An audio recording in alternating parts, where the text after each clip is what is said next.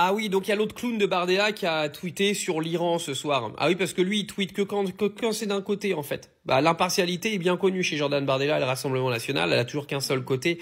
C'est quand même drôle pour un parti qui a été basé sur le nazisme de défendre Israël aujourd'hui. Enfin, c'est le paradoxe de ce monde, voyez-vous. Il a dit Israël est ce soir victime d'une attaque de grande ampleur de l'Iran et d'un attentat terroriste qui a coûté la vie au moins à 6 personnes.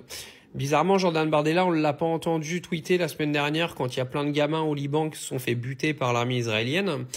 Au nom du Rassemblement National, je condamne cette agression et cet attentat. Très bien. Au nom du Rassemblement National, au nom d'un parti nazi, il dénonce un attentat dans un pays juif. Ok. Face au risque d'une déflagration du Moyen-Orient dont les conséquences seraient incalculables, la France doit œuvrer à la désescalade. Je sais pas, fallait y penser quand Israël, ils ont envahi le Liban la semaine dernière et quand ils ont colonisé l'intégralité de la Palestine et détruit l'intégralité de Gaza. Bon, moi je dis ça, je dis rien.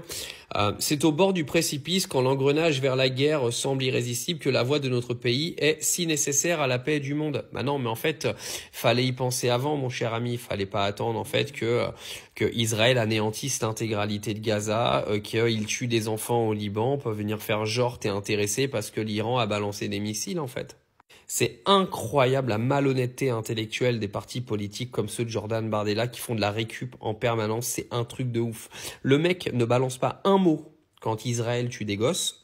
Et là, c'est Israël qui se fait bombarder et monsieur vient faire un tweet. Ça me rend ouf. Je vous jure, ça me rend ouf.